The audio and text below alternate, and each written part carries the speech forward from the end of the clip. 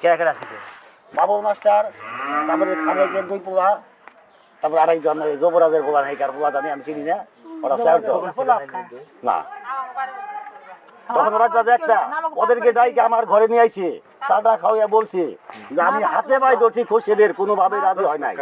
আমি আর কে নিয়ে গেছি, আবদিনকে নিয়ে গেছি। এটা মীমাংসাতে তোমরা তো জানো না, তোমাদের পরিবারে কেউ জানে না, ওরাও জানে না। আমি একাই চেষ্টা করছি যে যাতে কোনো গন্ডগোল না হয়।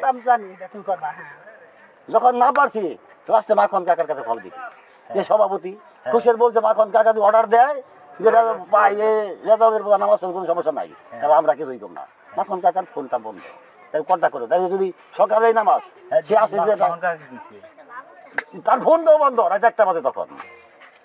তখন আমি ওই বাবুল মাস্টারকে আমার ঘরে নিয়ে আইছি যে পারবে জানি নামাজে না সেই রকম গন্ডগোল হবে, একদিন থাইকো পরে দেখো বলি কে ওসবের বাচ্চারা করবো না। তারে আমি খবরে আবার দিব, ওই তারা কোথায় ছিল? ওরা কি চাইছিল? মানুষ কেমন এরকম কথা কয় না শুন না, তাহলে শয়তানি করবে হেও নামাজ আসে নাই না হেওয়া হলে নামাজ দিও আসিল, মহরও আসিল।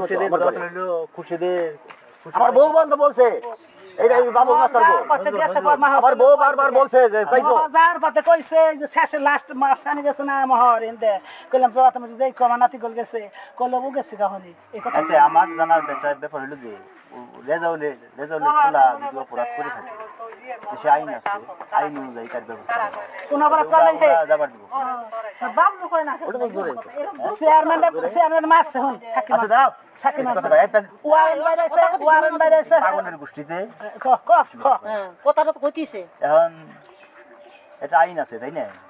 এখন ওদের খুশিদের বক্তব্য রাখি কি কারণে দাবার দিল? খুশিদের বক্তব্য হয়েছে এরা বাপের রিতার গাড়িতে বাড়ি দিছে, রিতার গাড়ির বই দিছে রেজাউলের পোলায় না না না শুনেন দিছে না তোমরা তো আমরা জানি না। বক্তব্য এটা খুশিদের বক্তব্য এটা রেজাউল আর রেজাউলের পোলায় এই ইউনিয়নের এই গ্রামের কোনো কার্যকলাপে জড়িত থাকতে পারবে না, সোজা হিসাব। এটা রিতের অর্ডার। এখন রিতে কইছে না কইছে আপনি আপনি জানি না, এটা পরে আপনি জানেন আমরা পরে জানি না। এখন তাদের কথা খুশিদের কইছে যে রিতা বইলা দিছে এটা যে উনি লাস্টে আমি বলছি কি যে আমরা তো রিতার কাছে যাইতে পারতাছি না, রিতা আমাকে চিনে না। মাখন চেয়ারম্যান সাথে আমাকে সম্পর্ক ভালো, তার কাছে আমি যদি আইনে দিতে পারি। খুশি তখন বলছে মাখন চেয়ারম্যান যদি তোমার পারমিশন দেয় নামাজ পড়বো তাই তুমি আইসো, যদি কিছু হয় আমি যাই। এখন মাখন চেয়ারম্যানের বাড়ি হলো এই বড়াই, তার কন্ট্যাক্ট নাই, এত রাত আমি যাবো কোথায়? যখনই বন্ধ হয়েছে তখন আমি সমাধান দিতে পারি নাই। লাস্টে আমার বাধ্যতামূলক আমার এই ডাকছি, ওকে ডাকে দিছি যে ভাই মেরে যাইবার দিছি। আমার কাছে কইলো আরে বুঝলাম তো চাচা, রেজাউলের পোলা তাদের বাড়িতে থাকে তাগো মামু, তাদেরকে ডাইকে নিয়ে আইছি আমি, তাদেরকে আমি তো ভুলটা ধরিয়ে দিছি।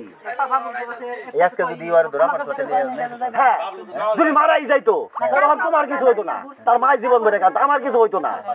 এই জন্য একটা জিনিস সমাধান নেওয়া ভালো না। দুষ্টা হইতো তো রিতারি যে দুইটা অর্ডার দিয়ে দিচ্ছে, মানলাম তাদের এটা তো আমরা জানতাছি না। বসে আজকে বইছে